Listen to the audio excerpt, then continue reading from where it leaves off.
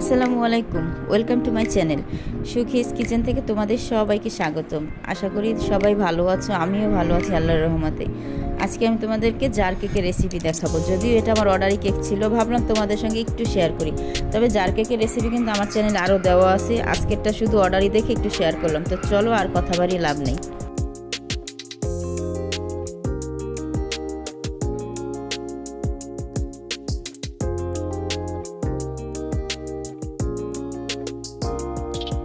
তো প্রথমে আমি এখানে একটা ডিম নিয়েছি। আমি কিন্তু সব সময় তোমাদেরকে বলি আমি 1 পাউন্ড কেক বানাই কিন্তু একটা ডিম দিয়ে।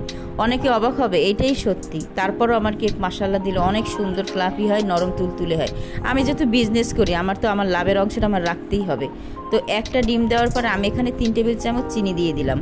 চিনিটা দেওয়ার পরে ভালো করে বিট করে নিচ্ছি। তবে একটা ডিমের মধ্যে 3 টেবিল চামচ চিনির বেশি কখনোই তোমরা দিতে যাবে না, তাহলে অতিরিক্ত মিষ্টি হয়ে যাবে। তো আমি এই ডিমটাকে ভালো করে একেবারে ফোমি করে নিয়েছি।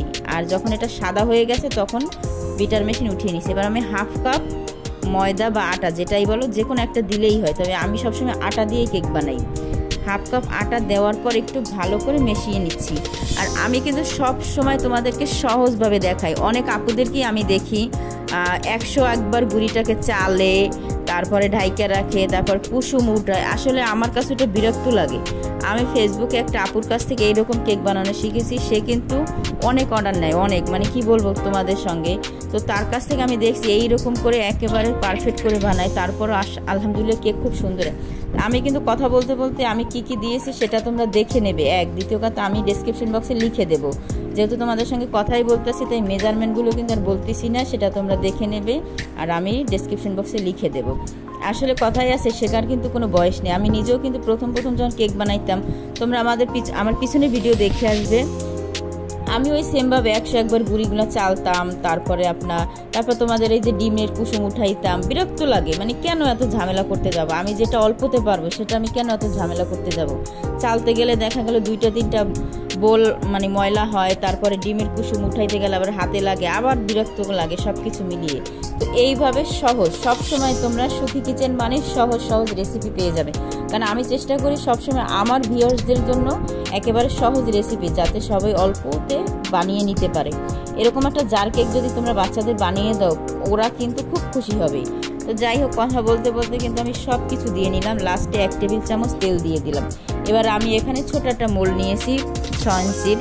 তো এই মোল্ডার ভিতরেই কিন্তু আজকে আমি এই জার কেকের ব্যাটারটা ব্রেক করে নেব। তো সম্পূর্ণ আর ব্যাটারটা তোমরা যখনই কেক বানাবে, নতুন হোক পুরনো হোক বা যারা বিজনেস করতে চাও, অবশ্যই ব্যাটারটা এরকম উপর থেকে ঢালবে, তাহলে কিন্তু ভিতরে কোনো বাবলস থাকবে না। তো আমার এই কেকটা কিন্তু ব্রেক হইতে মাত্র 5 থেকে 6 মিনিট লেগেছিল। দেখতেই পারতাছি একটু কিন্তু পুড়েও গেছে। সমস্যা নেই, এতে কিচ্ছু হবে না। এরকম হালকা পড়লে কোনো সমস্যা না। আমি একটা নাইফ দিয়ে এই যে কীভাবে কেটে নিচ্ছি সেটাও দেখাচ্ছি। অনেক সময় তাড়াহুড়ার করলে বা দেখা গেল একটু সময় রাখলে এরকম হয়ে যায়।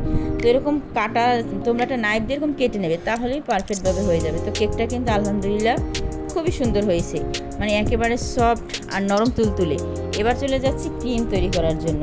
আর এখানে আমি ক্রিমটা নিয়ে নিয়েছি। এখন তো জানো তোমরা সবাই প্রচুর গরম, এই জন্য এরকম শক্ত ক্রিম নিয়েছি। আর দেখো না, আমার বলে গনে লাফিয়ে বাইরে পড়ে যাচ্ছে। মানে কি করব, নরম করে নিলে তো হতে চায় না। এখন যেহেতু গরমকাল, ক্রিম কিন্তু বিট করা খুব টাফ। তারপর অনেকটা সময় নিয়ে ক্রিমগুলো বিট করে নিয়েছি। হালকা একটু চকলেট গানাশ দিয়েছিলাম, দিয়ে একটু চকলেট কালার এনেছি। এবার আমি এই যে প্রথমে ভিতরে একটা লেয়ার দিয়ে দিয়েছি, তারপর কিছুটা ক্রিম দিয়ে আবার একটা লেয়ার দিচ্ছি। তো আমি এবার একটা নজেলের মধ্যে নিয়ে এরকম, চাইলে কিন্তু তোমরা জার কেকটা গুঁড়ো করেও নিতে পারো, সেক্ষেত্রেও খুব ভালো হয়। আসলে জার কেকের এটা কিন্তু গুঁড়ো করে নিলেই ভালো। তবে আমি নেইনি, আমি এরকম করে নিচ্ছি, কেননা আমার কাছে মনে হয় একটু যদি আস্তে আস্তে থাকে ভালো লাগবে। তবে এটা যার ইচ্ছে। তো সেমভাবে আমি সবটুকু এভাবে করে দিয়ে একটু সমান করে নিচ্ছি, ঝাঁকড়ি। তো আবার আমি উপর থেকে আরও একটা লেয়ার দিয়ে দিচ্ছি। এইভাবে করে আমি দুটোটা জার কেক পারফেক্টভাবে তৈরি করে নিয়েছি। আর কাস্টমার তো খেয়ে আমাকে খুব ভালো রিভিউ দিয়েছে, বলছে আলহামদুলিল্লাহ খুব সুন্দর হয়েছে কেক দুইটা। তো যাই হোক, এবার আমি লাস্ট ফিনিশিং করে নিচ্ছি। আমি এরকম একটা টেস্টার নজেল দিয়ে খুব সুন্দর একটা ডিজাইন করে নিয়ে নিলাম। আর এইভাবে করে আমি বাকি কেকটা তো এই একই সেম ডিজাইন, কেননা জার কেকে তেমন কিন্তু কোনো ডিজাইন হয় না, এরকমই থাকে সবসময়। তবে হ্যাঁ, চাইলে তোমরা এখানে অন্য কোনো কালার দিতে পারতাম। যেহেতু আমি চকলেট কেক, তাই আমি এরকম হালকা কালার রেখেছি। আর চকলেট কেকের ক্রিমটা কিন্তু এরকম হালকাই হয়। এবার আমি উপর থেকে কিছুটা চকো চিপস দিয়ে দিলাম। তো মাশাআল্লাহ দিলে দুইটা কেকই খুব সুন্দর হয়েছিল। এবার আমি উপর থেকে যে জার কেকের যে উপরে যে একটা ঢাকনা বলো বা একটা যাই বলো না কেন সেটা দিয়ে ঢেকে দিব, যেহেতু এটা অর্ডারই। আর যদি নিজেরা খাওয়ার জন্য বানাইতাম তাহলে অবশ্যই তোমাদের সঙ্গে কেটে শেয়ার করতাম, তো সেটা করতে পারলাম না।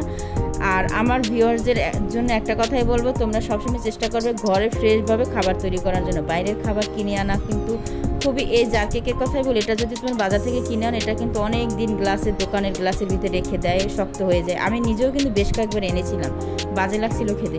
তো আমার প্রিয় আপু ভাইয়েরা সবাই ভালো থাকবে, সুস্থ থাকবে। পরবর্তীতে নতুন কোনো রেসিপি নিয়ে হাজির হব। আজ এ পর্যন্তই, আল্লাহ হাফিজ।